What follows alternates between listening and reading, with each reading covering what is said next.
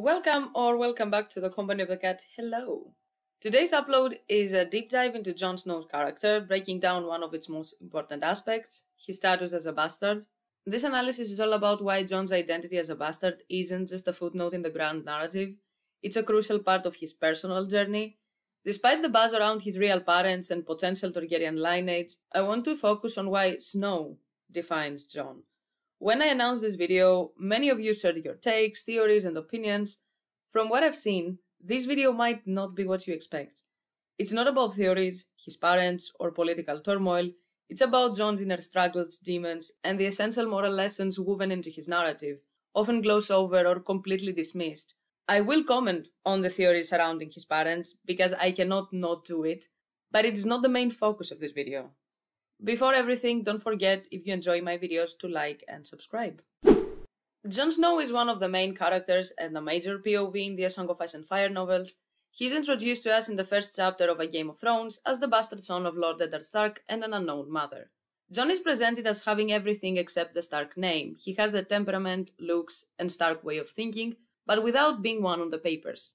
To properly analyze Jon, it's crucial to understand how bastards are perceived in this universe. Children born out of wedlock not only hold lower status and are considered a lower class, they also bear a significant stigma. They are often deemed born from lust, lies, and weakness, and as a result are perceived as wanton and treacherous by nature. Even after being legitimized, bastards usually struggle to shed the stigma of their illegitimate birth. Even myths about very controversial figures often include rumors about them being bastards. Lan the Clever, the founder of House Lannister, known for being a trickster and pretty much stealing Casterly Rock with trickery, was rumored to be a bastard son of either Floris the Fox or Owen Goldtree. In the myth of the Night's King, there is also a small hint of bastard status, if you ask me. The 13th Lord Commander of the Night's Watch fell in love with a woman associated with the others, and who used strange sorcery. He bound the Night's Watch brothers to his will and ruled for 13 years with the Corpse Queen by his side.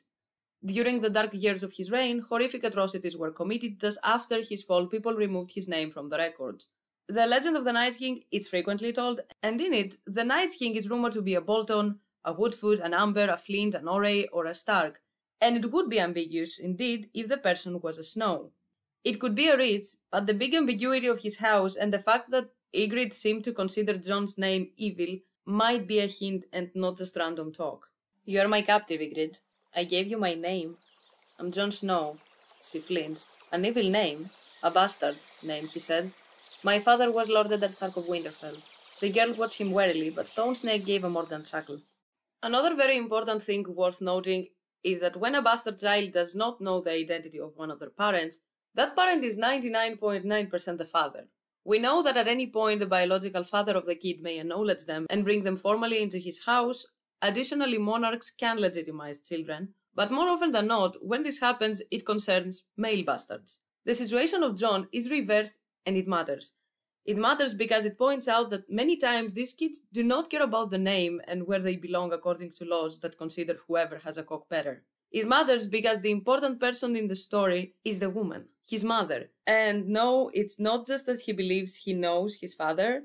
Many other factors in the story point out over and over again that the important person is his mother. The importance of her will come up again, but let's see how his status not only affects Jon's character, but defines him. Jon resents his bastard status deeply. He yearns to be seen as honorable and strives to prove he can be as good and true as Robb. The resentment is directed towards himself and his status. He appears to have internalized all the negative stereotypes associated with bastards and strives to be the opposite of what a bastard is supposed to be. The word itself evokes rage in him, and he desperately avoids being perceived as a bastard.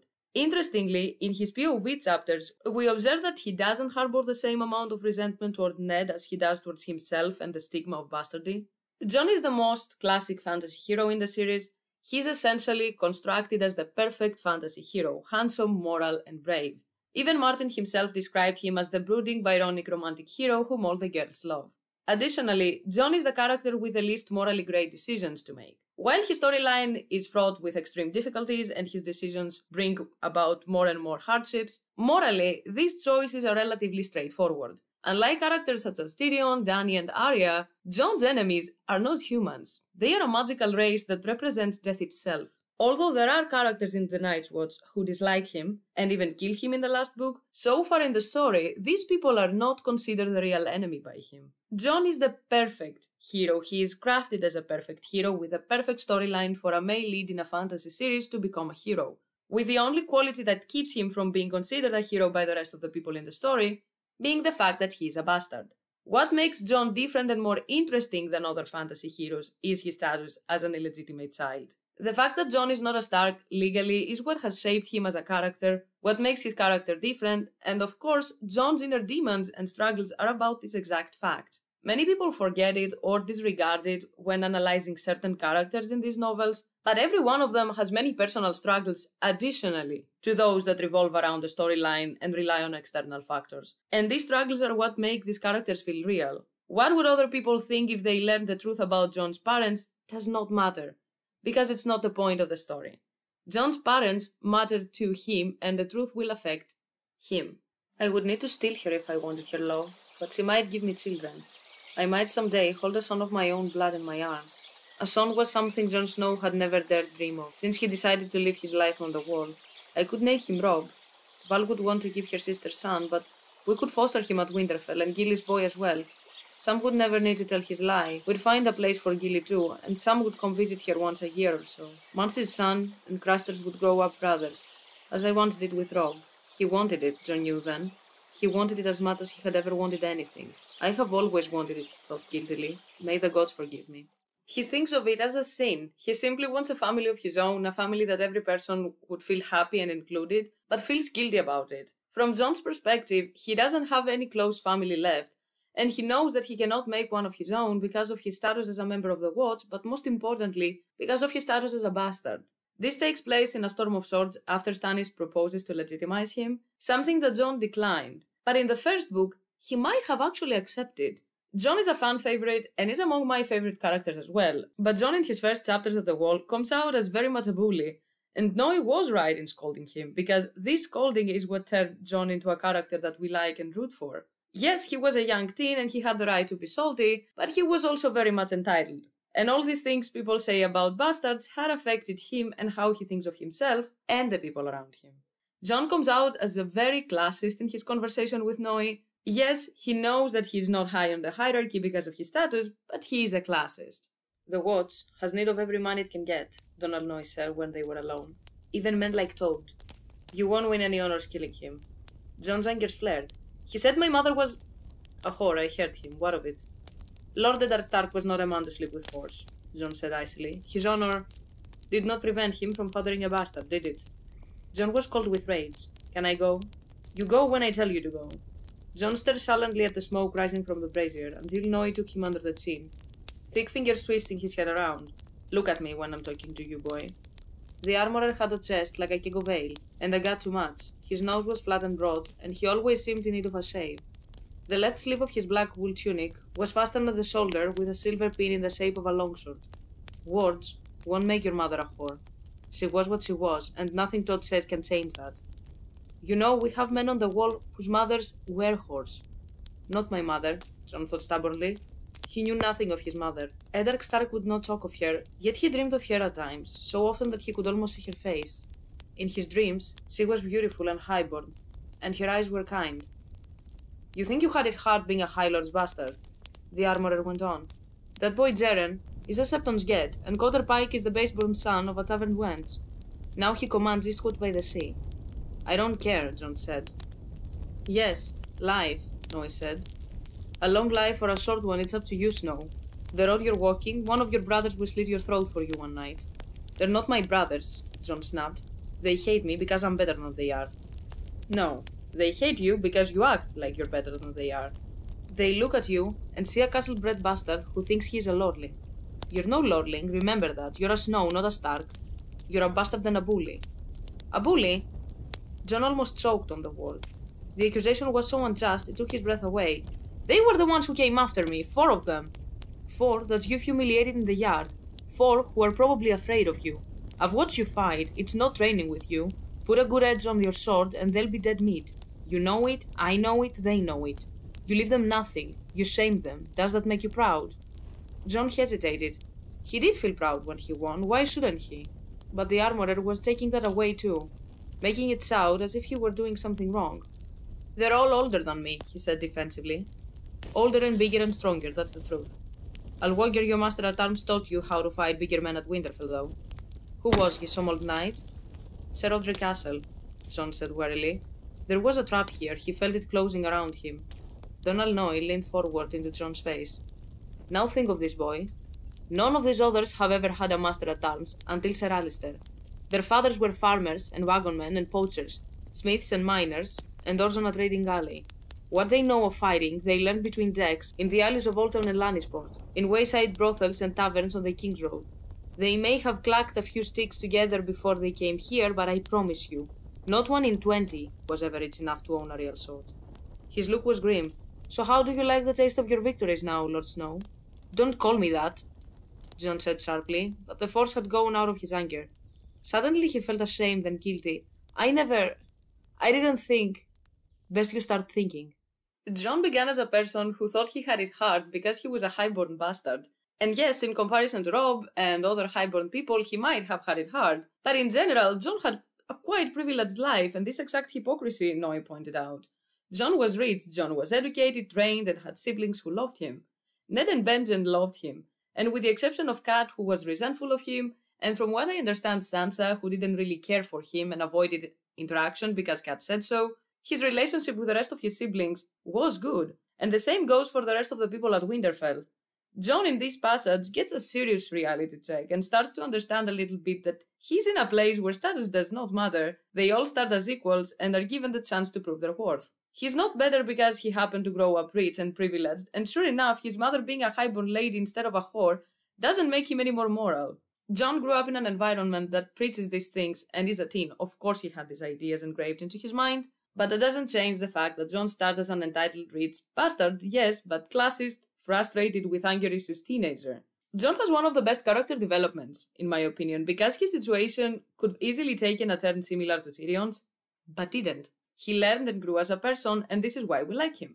In A Storm of Swords, we see him as someone who still feels guilty and wants to have a family and a name, but he isn't in denial anymore, and he isn't an angry, spoiled teen either. He has started to be at peace with his identity. It is very much obvious with how the scene from A Storm of Swords above ended. Godswolf, where have you been? I thought you died on me like Robb and Ygritte and all the rest. I had no sense of you, not since I climbed the wall, not even in dreams. The direwolf had no answer, but he licked Jon's face with a tongue like a wet rasp, and his eyes caught their last light and shone like two great red suns.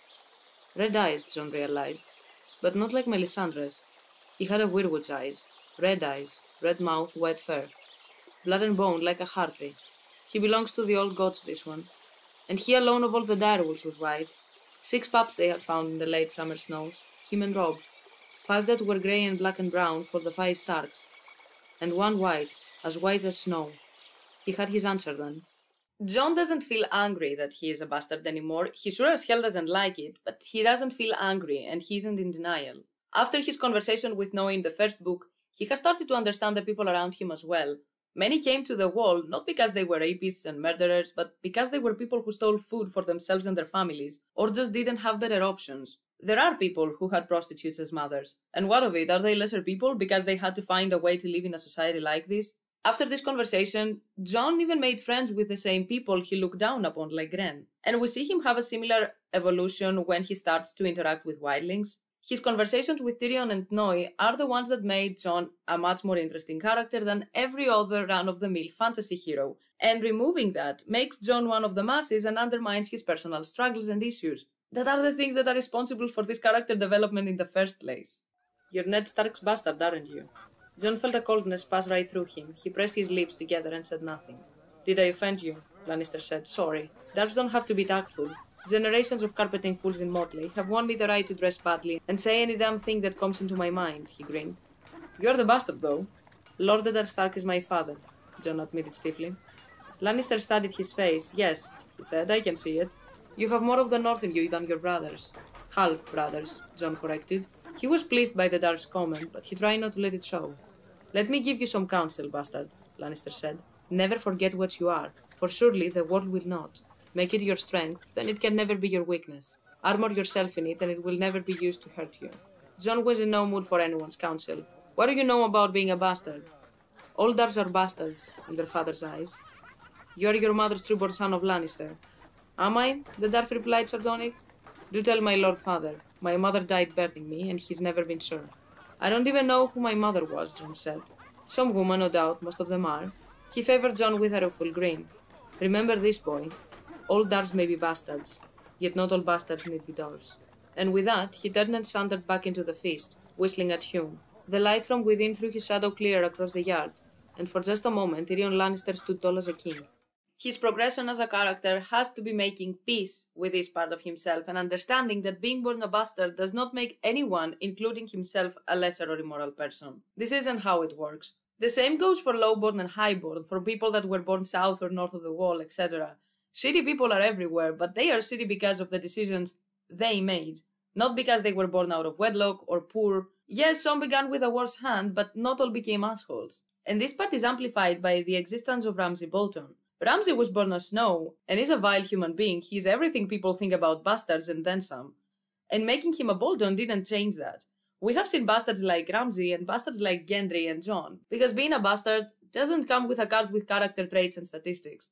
If Jon comes face to face with Ramsay Bolton, it matters, than the one who thinks himself better because he got legitimized and is now technically highborn is the morally corrupt person.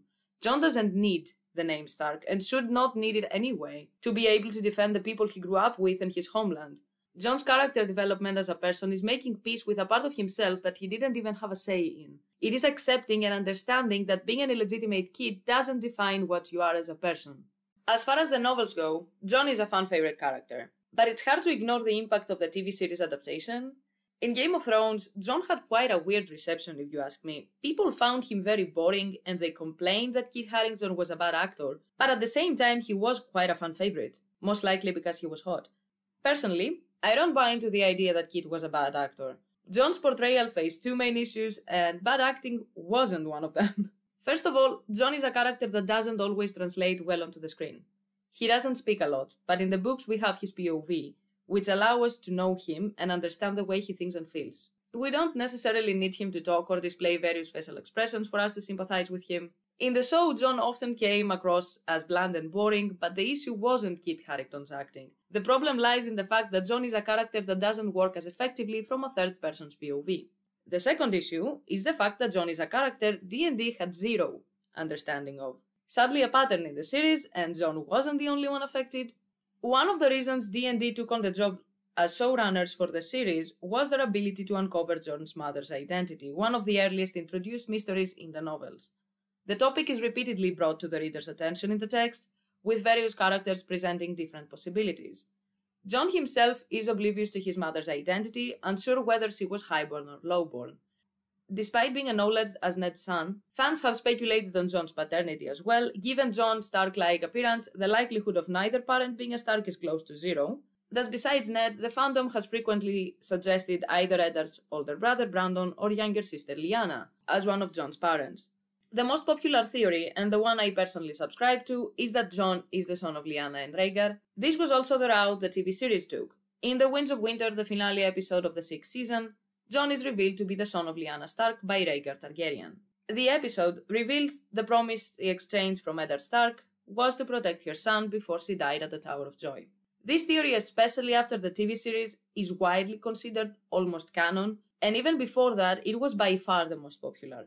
However, many people do not subscribe to it, and even if they do not particularly like it. Some of the counter-arguments against this theory not directly connected to the text, as text-based counter-arguments often have answers, include that it is too obvious, it is a cliché, it diminishes Daenerys' importance, and it romanticizes Rhaegar and Lyanna. I will first address the last one, and I'm gonna say the same thing I said in my Dario video. The ages are creepy, and even if it is painful to admit, George often is weird with the couples in his writings. But for some reason we either completely dismiss it, or selectively comment on it. No joke, I've witnessed people shipping Sansa and Sandor without issue but expressing discomfort with Lyanna and Rhaegar. Parania. Many of the relationships in the series are indeed weird and uncomfortable. Not all of them are written explicitly to criticize these couplings or provide commentary on age gaps. Some are presented as legitimate couples. Subscribing to the theory doesn't mean someone supports the scenario in real life, and attempting to analyze the story while spinning and turning like lamps on a spit to prove that George didn't write them as a love story when he clearly did, doesn't change much. The existence of Jon also doesn't change much. We are talking as if Lyanna wouldn't get married to Robert, who was merely 3 years younger than Rhaegar was, and like Bran didn't go to see a decapitation at 7 years old. This argument can be applied universally, or not at all. Double standards don't work here. While we made it find it uncomfortable, and personally I dislike it, attempting to deny it is futile. The story is a medieval-inspired fantasy with morals and laws vastly different from our own, written by a 70-plus-year-old guy. Now, the first 3 arguments are easily fixable, and I believe it is how it's gonna play out in the novels as well. Keep Jon a bastard. Plain and simple. In The Dragon and the Wolf, the finale of the 7th season, Rhaegar and Lyanna are revealed to have been married, while Rhaegar's marriage to Princess Elia Martell had been annulled, making Jon a true-born Targaryen and the heir to the Iron Throne through the most senior line. This plot point was truly absurd, and pardon my French, completely fucks Jon up as a character, as well as the moral of the story. For me, this decision by the series was baffling. Even before season 7, it was evident that the people involved either didn't understand the books or didn't care. But this revelation solidified that the showrunners had read the story without truly understanding it and its characters. Making Rhaegar and Lyanna a married couple is not only absurd and stupid, but a big middle finger not only to characters like Elia and Daenerys, but to Jon first and foremost. It indicates a lack of concern for the story narrated in these books, and a failure to grasp the moral of the tale, a flaw that became painfully clear in the following episodes. I always found it strange that people weren't annoyed with this decision. Yes, there were more eye-catching problems, but decisions of this nature always irked me a lot. The ending would have been different, obviously. The series wasn't even an adaptation, in my opinion. It was a parallel universe or something. However, not even maintaining the moral of a story you aim to adapt is offensive. Point blank, period. Jon was not the only one affected. Daenerys and Bran also underwent character assassinations for completely different reasons. The truly bizarre thing with Jon is that they turned him into a magical promised messiah, while at the same time, he didn't say or do much. Jon was considered boring because they molded him into an attractive, generic, barely there male fantasy lead because they never understood his character. The reason I had to mention all this is the fact that the series, from what I see at least, has affected the fandom quite a bit. In various forums, there are many posts and people who do not only subscribe to the real parentage of Jon, something that was an extremely popular theory even before, and is something that, as I said, I also subscribe to, but they are pretty sad at the idea that Jon is actually a true-born Targaryen, something that before the TV show was not as popular. Additionally, people have warmed up to the idea of a promised prince/messiah. They are not ripping their panties, yes, but they are down, something that was extremely unpopular before these revelations, since the absence of a Jesus was something people liked a lot about this series. There are many discussions that delved into what his parentage would mean politically, how the rest of Westeros would react, and so on. I was part of these forums before these reveals were made, and I still am. The discussions about whether Lyanna and Rhaegar were married have increased significantly, while those suggesting that the whole of Westeros would care about Jon's parents for some reason are also quite a lot. And the conversation takes some weird turns, like this revelation would matter to anyone other than Jon. This part of the storyline is about a personal journey and not the overreaching craziness and bigger issues. It might be an unpopular take, but I don't see the information affecting many things outside Jon. Everything else, I believe, is pretty much irrelevant. It might be quite underwhelming to some people, but I genuinely don't think that this revelation would be as crucial to the grand scheme of things as people believe. Let's explore why making Jon a true-born child is such a problematic route, and I seriously doubt it would be the case in the novels. I will address Jon's mothers first, and fairly quickly, because I think the theories about Jon's parents have been discussed to the moon and back inside the fandom since the first book came out, and because the rest of the video is about theories, analysis, and predictions that matter if indeed Jon is half Targaryen. The first potential mother that is presented in the text is a Sarah Dane, with Ned being the father. This theory has multiple timeline issues, and even the George is bad at math cannot cover for them and breed a ton of whys as well. Why did Ned take the child from its mother and Dorne when we know bastards have a better status in life? Why keep her identity a secret from everyone, including Jon? Why do people at Starfall believe that Jon is Wyla's and not Asara's, even though they say they were in love? If Jon was conceived at Harrenhal, how is it he could pass as younger than Robb? And most importantly, Why the fuck is Edric Dane born several years after Asara's death nicknamed Ned after Eddard Stark's nickname? If Ned had left Asara pregnant and taken her child away, causing her suicide, why would the Danes name their heir after him? Just why? This theory has major issues. Something else is going on here. Brandon and Asara have major timeline issues as well. The kid would have been 2 weeks away from watching an execution. There is no way he could pass as younger than Robb. According to George Martin, Jon was born at the end of the rebellion in late 283. So Asara, being Jon's mother, with whatever fathers he slept with at Harrenhal in 281 AC, is impossible, except if Asara Dane was an elephant. I would also like to add that theories about Ned and Asara, having been married before Ned's marriage with Kat, meaning Jon is legal, are also bonkers. With seriously underlying disgusting messages most of the time, something that I will touch on extensively in the next part of the video.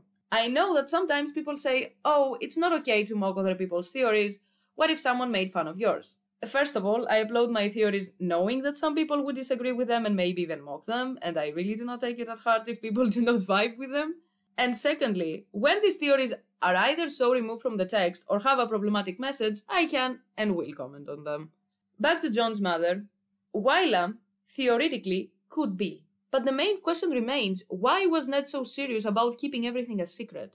If the base-born Wylla is Jon's mother, Ned would have no reason to keep the truth from both Kat and Jon. Same thing about the fisherman's daughter, a woman brought to our attention in Dance with Dragons Davos 1.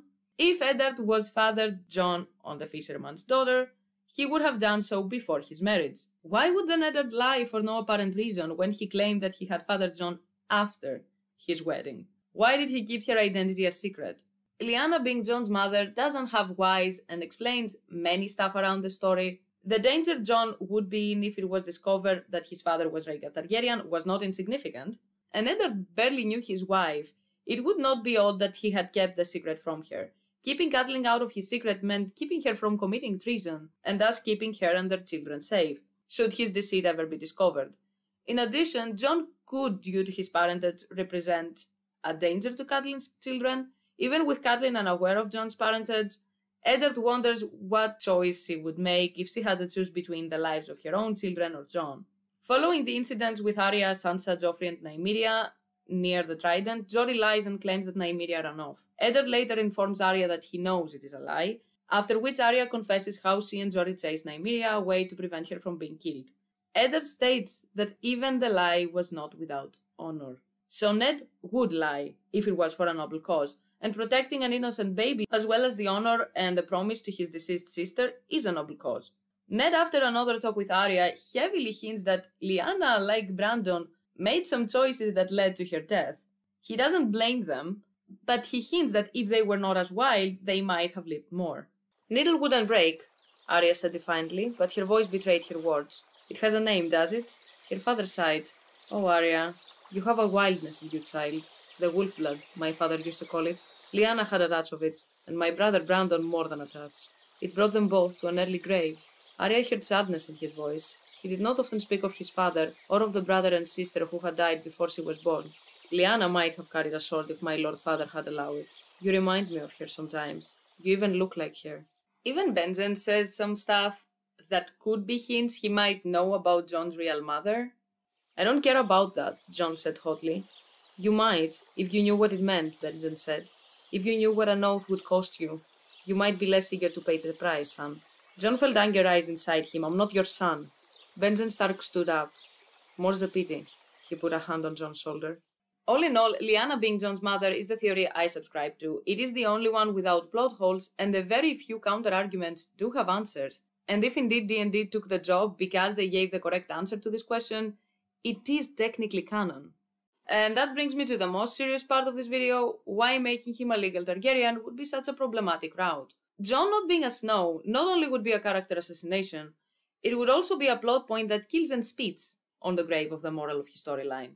What exactly is the moral of the story if the bastard child, whom everyone judges and even dislikes, solely because he was born out of wedlock, like it is a given that base-born children are inherently bad because it's their nature, does everything to save the world even though life is not easy, especially for someone of his status, is actually a hidden prince. That bastards are bad and Jon wasn't because he isn't a bastard but a prince.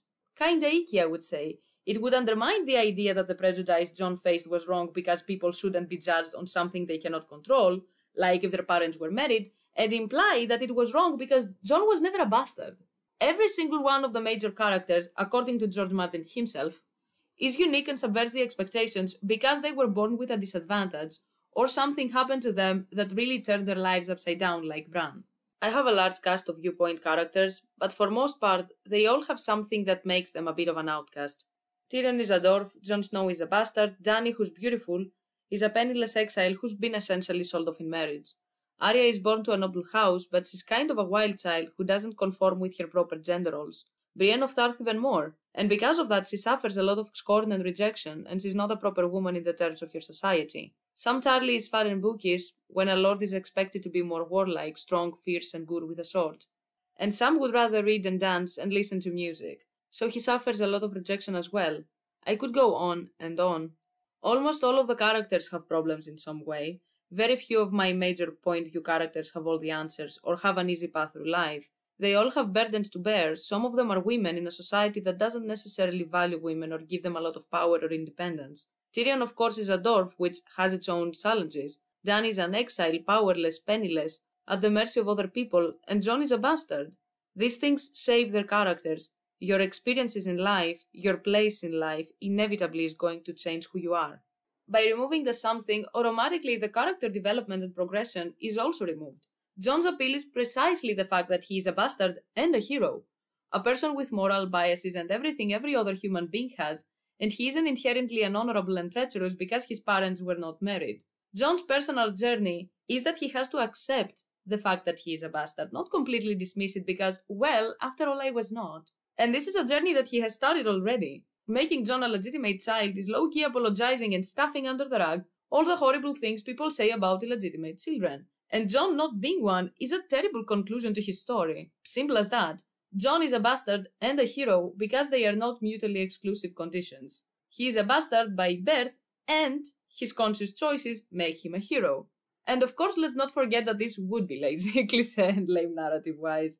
Jon just being the son of Rhaegar doesn't make the story a cliché, but making him a legal heir and a prince and a magical messiah, the savior of his world, because the two right people fact, would turn the story into a cliché. The hidden prince, magical son, messiah is an extremely overdone trope. Yes, it can be done tastefully and the books can be good obviously, but that doesn't change the fact that it is something we've seen in stories since the beginning of time. But doesn't fit with the plot and storytelling of this specific project.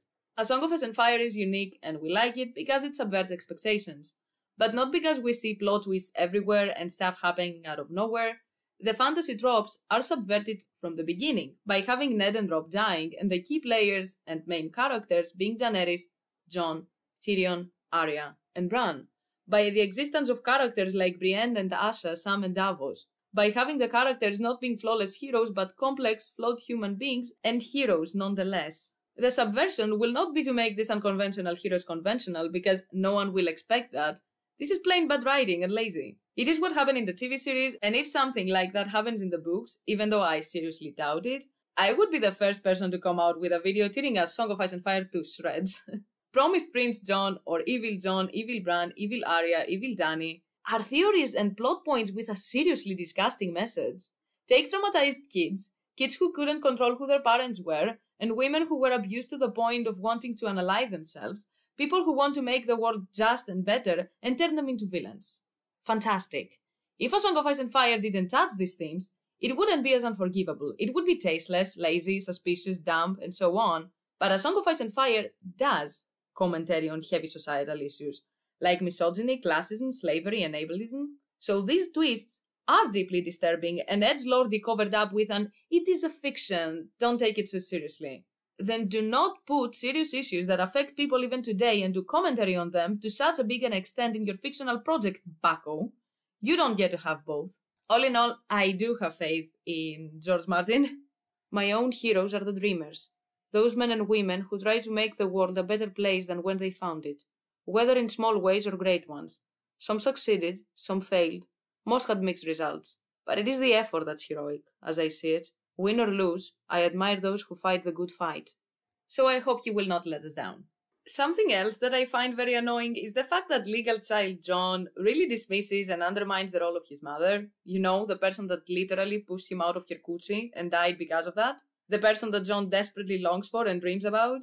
For some reason, Jon being the son of Lyanna and Rhaegar automatically means that Jon is a Targaryen bastard and not a Stark bastard because Rhaegar was the one with a Hogg. But apart from people thinking that having one makes you better, what other reason exists for his Targaryen blood suddenly being that important? Jon looks like a Stark. Jon grew up in Winterfell. He acts like a Northman, believes in the old gods of the Northmen, has the powers of the First Men, and has a freaking direwolf. Is connected to crows, cold, weirwoods, death, etc. And all of a sudden, it would matter that his dad happened to be a Targaryen? If anything, being the son of Lyanna makes him even more of a Northman and a Stark than being Ned's son. Lyanna had the wolf blood, Lyanna grew up in Winterfell, and it was she who rode like a Northman. You ride like a Northman, milady, Harwin said when he drawn them to a halt. Your aunt was the same, Lady Lyanna. But my father was master, of course, remember. Jon's father doesn't matter, like Bloodraven's didn't matter that much in the grand scheme of things. Brynden Rivers was one of the great bastards, son of Aegon IV, and even though he was involved in southern politics and had a dragon as personal sigil, none of this matters from the moment he went to the wall. Brynden is a Greenseer. He has the red eyes of the Greenseers. He is called Bloodraven and was and still is associated with ravens, crows, and the weirwoods because his mother was a Blackwood. And it's his Blackwood blood that matters in the end. Even as a surname, he kept the one from his mother's lands, Rivers, not Waters, and not Blackfire, like his half-brother Aegon Rivers, who had his mother's Bracken sigil incorporated into his personal coats of arms and hatred towards the Blackwoods. Jon, like Brynden, is associated with ravens and crows because he himself is a crow, and right now he even has Mormont's raven. Jon got a Valyrian steel sword from a person he considered a mentor, as Bloodraven did. Jon's wolf, being an albino and connected to the trees, is often something that people attribute to the possibility of Ghost being skin changed by Bloodraven, but I really do not think this is the case. I think the coloring of Ghost is there to hint at the fact that direwolves are not just normal animals, and to draw the parallels between Jon and Brynden with visuals. And these parallels, I believe, are there for those reasons exactly, to give a hint about his real parents, yes, but also to point out that in the grand scheme of things, and with what is going on with the others and the Long Night, his Targaryen blood isn't the one that matters. His firstman blood is, his mother's, the Stark blood. 9-year-old and our Lord and Savior Arya Stark said nothing but facts to Jon in her first chapter in A Game of Thrones. The Lannisters are proud, Jon observed. You'd think the royal sigil would be sufficient, but no. He made his mother's house equal in honor to the king's. The woman is important too, Arya protested. Even a little girl knows what's up. By the way, write down below if you would be interested in a video about why Arya Stark, Brienne and Asha, all faves of mine, are not like other girls, because I have seen some weird things regarding their characters and I have opinions. Back to this quote from Arya, and why it is so important. If RLJ is true, then Jon would have a royal sigil, but the woman is important too. In this case, more important, since Jon's storyline is linked to the Starks. We do not even see him connected to his Targaryen side in dreams, visions, or something. Even Dany saw him as a blue rose because Lyanna is the important one. He is the white wolf, as white as snow. Never ask me about Jon, he said, cold as ice. He's my blood, and this is all you need to know. Jon is a Stark. His Targaryen blood doesn't matter. Jon being a bastard of a Stark woman doesn't make him less of a Stark. Plus, I want to add here that Jon being special because he's ice and fire and both bloodlines matter equally is still a big nope. It is making Jon a messiah because the two right people happen to canoodle, and it leads to all the lazy and overdone tropes I talked about before. Dany's Blackwood blood does not matter, why would Jon be any different?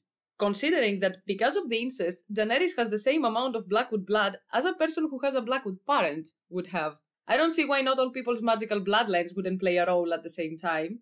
Just stating this here because if suddenly all magical bloodlines that are involved in the last generations matter, Dany also has Targaryen, Dane and Blackwood blood. Sounds kinda silly, I would say, I know, and that because it is. Dany's Valyrian blood is the important one, like in Jon's case, his firstman blood is the one that matters.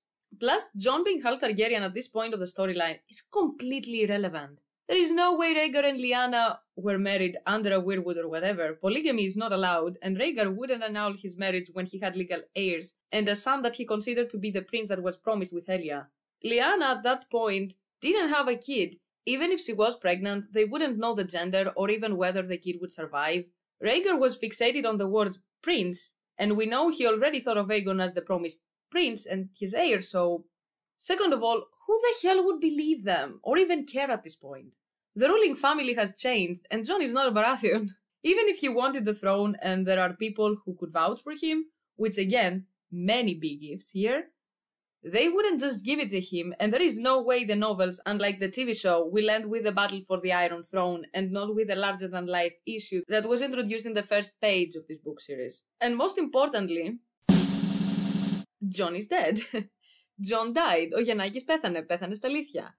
I know that people are still saying no, he isn't dead because George Martin said, oh, you think he died?